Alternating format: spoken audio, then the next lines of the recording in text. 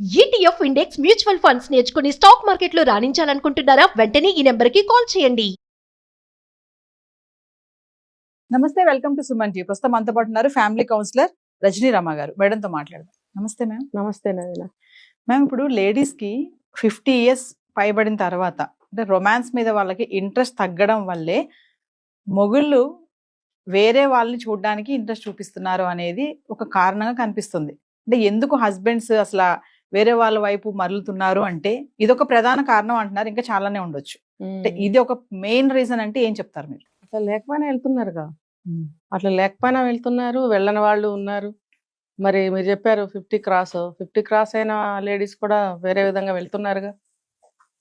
ఏది కూడా స్పెసిఫిక్ గా ఇదే అని ఏం చెప్పడానికి ఏం లేదు. ఎవరి అవకాశాన్ని బట్టి, ఎవరి అవసరాన్ని బట్టి, ఎవరి ప్రాబ్లం బట్టి వాళ్ళు జంప్, అంటే వాళ్ళకి కావాల్సిన విషయం వైపు. అయితే మీరు అడిగారు కదా ఈ క్వశ్చన్, వీళ్ళు ఎక్కువ ఎలా ఉంటాయంటే కొంచెం హెల్త్ ఇష్యూస్ ఉన్న వాళ్ళల్లో కానీ, ఎక్కువ పూజలని అదని ఇదని తిరిగే వాళ్ళల్లో కానీ ఇంట్రెస్ట్లు తక్కువ ఉంటాయి. ఇప్పుడు 50 yearsకే అన్నీ తగ్గిపోవాలి, ఆగిపోవాలి అనేది ఎక్కడా లేదు. అది వాళ్ళ బాడీ కండిషన్ బట్టి, హార్మోనల్ అక్కడ వాళ్ళ బ్యాలెన్స్ని బట్టి ఉంటుంది. అయితే ఒక ముద్ర వేసి వదిలిపెడతారనమాట. అదేంటంటే ఒక వంక. ఇప్పుడు 50 years దాటిన ఒక స్త్రీకి, ఆ మగవాళ్ళకి కూడా పక్కన పెడదాం, వీళ్ళకి ఫ్యామిలీలు ఎన్ని బర్డెన్స్ ఉంటాయి. ఇద్దరికి కలిపి ఉన్న బర్డెన్స్ ఇవి. కానీ మగవాళ్ళు కొంచెం డిటాచ్డ్గా ఉంటుంటారు. ఆడవాళ్ళు ఏంటి, అన్ని పట్టించుకుని వాళ్ళే చేసుకోవడం, ప్రతి ఒక్కటి ఇన్ఫ్లుయెన్స్ ఆవిడ మీద పడడం అనేది ఖచ్చితంగా జరుగుతుంది. మనం ఒక వీడియోలో మాట్లాడుకున్నాం ఇది. ఇప్పుడు అల్లుడే రావచ్చు, కొత్తగా కోడలే రావచ్చు, ఇంట్లో మనవాళ్ళు ఉండొచ్చు, చుట్టాలు వచ్చేపోయే వాళ్ళు ఉండొచ్చు.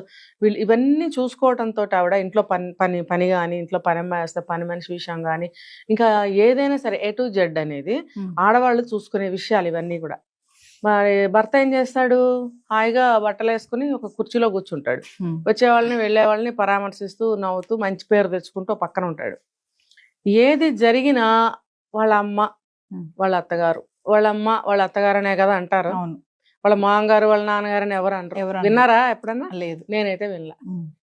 అయితే అంటే ప్రతి ఒక్క చిన్నది, పిల్లలు కూడా అమ్మ అమ్మ అంటారు. లేదా ఆ కోడలైతే అత్తయ్య, లేకపోతే ఏదైనా జరిగింది అనుకో, మా అత్తయ్య గారు ఇలా అన్నారు, ఇలా వచ్చేస్తాయి కదా. ఇప్పుడు పండగకి వెళ్ళాము అని అంటే మా మామగారింటికి వెళ్ళామని ఎవరు అనరు, మా అత్తగారింటికి వెళ్ళామంటారు. పుట్టింటికి వెళ్ళామంటే మా అమ్మగారింటికి వెళ్ళామంటారు. అలా ఎక్కడ చూసుకున్నా కూడా ఒక లేడీని పాయింట్ చేసి ఆవిడ మీద మనం చెప్పుకుంటాం అనమాట. అంటే ఆ బర్డెన్స్ అనేవి అన్ని ఉంటాయి స్త్రీ మీద. ఇన్నున్నప్పుడు ఒకవేళ మీరు అన్న విషయానికి పర్టికులర్ డే అతనికి అవసరం అనిపించింది, ఆవిడ రాలేదు, ఒక రోజు తీసుకుందాం. ఇంట్లో ఇలా సిచ్యువేషన్స్ ఉంటాయి. ఇంట్లో వాళ్ళడో కూతురో కోడళ్ళో చుట్టాలో ఏదో అందరూ గ్యాదర్ అయిన రోజు ఉండొచ్చు. అప్పుడు ఆ రోజు ఆవిడ మైండ్ ఎలా ఉంటుంది, ఫుల్ టెన్షన్ తోటి వాళ్ళకి టైంకి అన్ని అమర్చడము, ఎవరికి ఏది కావాలో చూడడము కదా. ఇంట్లోనే కాదు, బయట నుంచి కూడా తెప్పించాల్సిన అవసరం ఉంటుంది. కూరగాయలు కానీ, కిరాణా సరుకులు కానీ, ఏదైనా సరే, ఎక్స్ట్రా పాలు, ఎక్స్ట్రా పెరుగు. చూడండి, ప్రతిదీ ఆలోచిస్తే ప్రతి ఒక్క వస్తువుని ఇంటికి తెప్పించాల్సిన బాధ్యత ఆడుకుంటుంది. ఒక కంప్యూటర్ లాగా మైండ్లో గుర్తుపెట్టుకుని ఆ లిస్ట్ అంతా చెప్తే కానీ వీళ్ళు వెళ్ళి తీసుకురారు.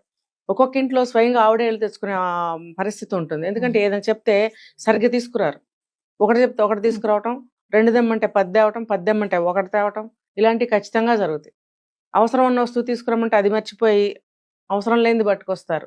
ఏంటంటే నువ్వు అది అన్నావు కదా అంటే, నేను అది వద్దు అన్నాను, ఇది తీసుకురా అన్నాను అంటే, ఆ వద్దు అన్నది ఎంత బాగా గుర్తుంటుందో. కావాలన్నది ఖచ్చితంగా ఇది ఎవరిళ్ళలో జరిగినా లేదో చూడండి, ఖచ్చితంగా జరుగుతాయి.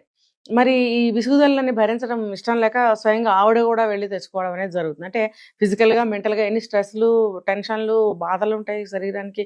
అలా వెళ్ళి అన్ని ఆవిడ ఇంటా బయట అన్ని చూసుకుంటున్నప్పుడు ఈయన గారికి ఈ కోరికలు పుట్టినాయి అనుకోండి, మరి ఆవిడ ఎలా వస్తుంది? అది ఆలోచించాలి కదా. ఇప్పుడు నేను హాయి కూర్చున్నాను, ఆవిడ ఎంత కష్టపడుతుంది, ఆవిడ ఎంత టైడీగా ఉంటుంది కదా బాడీ. అలాంటప్పుడు ఆవిడ ఎలా ఇంట్రెస్ట్ చూపించగలుగుతుంది అనేది ఆలోచించాలి. ఆలోచించకుండా ఎలా 2-3 సార్లు జరిగింది అనుకోండి, నేను వేరే చూసుకుంటున్నాను అనటమే కాకుండా వెళ్ళి చూసుకోవటం కూడా జరిగింది అనుకోండి, అది ఎంత మాత్రం బాధ్యత లేని వ్యక్తి అని నేను చెప్తాను. ఎంత మాత్రం ప్రేమాభిమానాలు లేని వ్యక్తి భార్య మీద అని చెప్తాను. మరి అవన్నీ ఉంటే అలా చేయడు కదా. ఉమ్. తన ఇద్దరిది కలిపి ఆ ఇల్లు, ఇద్దరిది కలిపి ఆ వ్యవహారాలు అయినప్పుడు ఆవిడ ఒక్కటే అంత స్ట్రెస్ టెన్షన్ తీసుకుంటున్నప్పుడు నువ్వు మాత్రం ఈ పాయింట్ మీద కూర్చుంటున్నావే. ఒకవేళ అది పాసిబుల్ అయితే నువ్వు ఇంకా ఫ్రీ అవుతావుగా మెంటల్గా. అంటే నీకున్న టెన్షన్స్ ఏమన్నా ఉన్నా స్ట్రెస్లోనే నువ్వు ఫ్రీ అవుతావు. ఆవిడ అవలేకపోతుంది. ఎస్. ఆ అవకాశం లేదు ఆవిడకి. అప్పుడు నువ్వేం చేయాలి? అవకాశాన్ని కల్పించాలి. ఆ బాధని ఆ బాధ్యతని నువ్వు షేర్ చేసుకోవాలి. నువ్వు ఒక్కదానివే ప్రతిదానికి వెళ్ళొద్దు, ప్రతిదీ నువ్వు చేయొద్దు, నా మీద పెట్టు, ఇద్దరం కలిసి చేద్దాం అని ఒక బాధని బాధ్యతని అన్నిటిని పంచుకున్నట్టయితే ఆవిడ మనసు చాలా తేలిక పడుతుంది. అప్పుడు ఆయన కోరుకున్నట్టు ఆవిడ కూడా ఆయనతో పాటు నడవచ్చు. Yes. అలా లేనప్పుడు ఇదిగో ఇలాగే ఉంటుంది మీరు అడిగినట్టు. అంటే కొన్నాళ్ళ తర్వాత భర్తలకి భార్యలు నచ్చటం లేదనేది కూడా ఒక టాక్ ఉంది. అవును, అంటే మరి ఎలా అన్నట్టుగా- నచ్చుతారు? ఇప్పుడేమో సినిమాలు బాగుంటాయి, ఉమ్. ఇంట్లోకి వచ్చి చూస్తే భార్యలు పాత బట్టలు వేసుకుని పనులు చేస్తూ మిక్సీలు వేసుకుంటూ పని మనిషి రాకపోతే గిన్నెలు తోముకుంటూ ఇల్లు ఊడ్చుకుంటూ, ఇంట్లో మనవాళ్ళు మనవరాళ్ళు ఉంటే చెత్త చేస్తారు, ఇల్లంతా అదంతా ఊడ్చుకోవడము. మరి ఈ రోజుల్లో కోడళ్ళకి డైరెక్ట్ పనులు కూడా చెప్పలేని దుస్థితిలో ఉన్నారు. మరి ఆ కోడలకి పని చెప్పలేక 4 రోజుల కోసం వచ్చిన కూతురికి పని చెప్పలేక ఆవిడే పని చేసుకుంటుంటే నువ్వు మాత్రం లుంగి కట్టుకుని అక్కడ కూర్చుంటావే. బాధ ఎవరికే ఉంది ఎక్కువ? నువ్వు ఎందుకు వెళ్ళిపోవాలి? ఇదంతా కళ్ళతో చూడట్లేదా? నువ్వు చూస్తున్నప్పుడు ఆ బాధని, అంటే నిన్ను చీపురు పట్టుకుని ఊడమని నేను చెప్పట్లా, నువ్వు ఆ కోరికను వ్యక్తం చేయకుండా నువ్వు రా అని ప్రెషర్ పెట్టకుండా ఉంటే ఆవిడకి అదే 10,000. ఆవిడ ఆ పని భారం తగ్గిన తర్వాత నువ్వు రిలాక్సేషన్గా 4 మాటలు మాట్లాడి కాసేపు కూర్చోవా అని నువ్వు అనగలిగితే అంటావా ఎప్పుడన్నా? అనవు.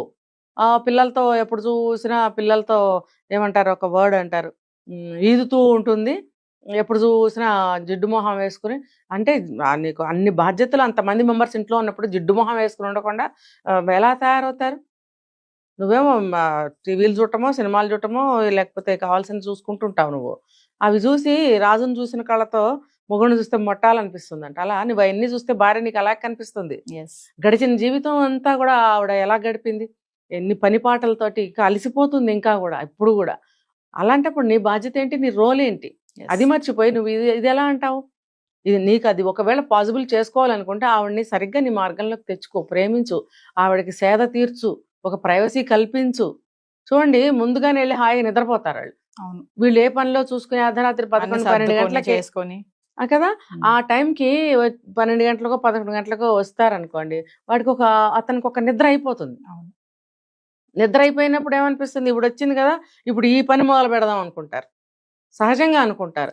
కానీ ఈవిడ కండిషన్ ఏంటి, టైర్డ్ అయిపోయి అప్పటికి పొద్దున్న కళ్ళు మూసుకుపోతూ ఉంటాయి. ఇంకా ఎప్పుడు పడదామా, ఇంకా పడటమే మంచం మీద, ఇంకా నిద్రలోకి వెళ్ళిపోతారు. వాళ్ళ మనసు శరీరం ఏ కండిషన్లో ఉంటుందనే ఆలోచన భర్త నా మనిషి అనే ఆలోచనతో ఆలోచించినట్టయితే ఇలా వేరే వాళ్ళతో వెళ్ళిపోదాము లేకపోతే భార్యతో దెబ్బలాడదామని అనుకోడు. ఎప్పుడు వీలవుతుందా అది వీలు చేసుకుందాము అని ఆలోచించాలి.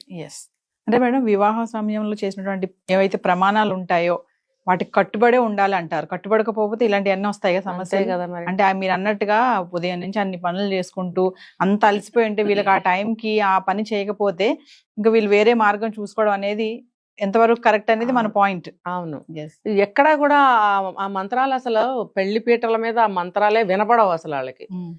ఆ మంత్రాలు ఒకవేళ వినపడినా వాటి అర్థాలే తెలియవు. ఇప్పుడు ఈ రోజుల్లో ఎక్కడన్నా కొంతమంది అబ్బాయిలు అడిగి తెలుసుకుంటున్నారు ఆ మంత్రాలని, కానీ తర్వాత వాళ్ళు కూడా పాటించట్లేదు. ఎందుకంటే ఈ పురోహితులు కూడా ఇంకా అనవసరం అని చెప్పి ఏదో ఫ్లోలో చదివేసుకుని వెళ్ళిపోతున్నారు. తొందరగా చేసేయాలి అనిపించేవారు ఇది వరకు, అను అని చెప్పి ధర్మేచ ధర్మేచ అర్ధేచ అర్ధేచ అని అనిపించేవారు. ఇప్పుడు అనిపించడం కాదు, వాళ్ళకి వినిపించడం కూడా వినిపించినంత ఫ్లోలో వెళ్ళిపోతున్నారు. నేను చూస్తున్నాను, రేపు కూడా ఒక పెళ్లి ఉంది, అక్కడ అబ్జర్వ్ చేస్తాను. ఓకే, కాబట్టి అసలు ఆ మంత్రాలు అనేవి ఉంటాయని, వాటికి అర్థాలు ఇలా ఉంటాయని, వాటిని ఇలా ఫాలో అవ్వాలనే విషయం కూడా ఎవరికి చాలా మందికి తెలియదు. పూర్వీకులకు తెలిసేమో కానీ తెలుసు కాబట్టి కాస్త కోస్తా ఉన్నారు. ఇప్పుడు వాళ్ళకి అసలు ఎవరికి ఇప్పుడేంటి కొంత కింద పాత అంటే ఈ జనరేషన్కి ముందు జనరేషన్ వాళ్ళు కూడా తెలియదనే చెప్పాలి. తెలిస్తే మరి నడివేసి వచ్చినా కూడా 60-70 ఏళ్ళు వచ్చినా కూడా గొడవలు ఎందుకు అవుతున్నాయి? తెలియక జరుగుతున్నాయి. తెలుసుకుని కూడా ఇవన్నీ ట్రాష్ అంటారు. అప్పుడు అనుభవించాలి. Thank you.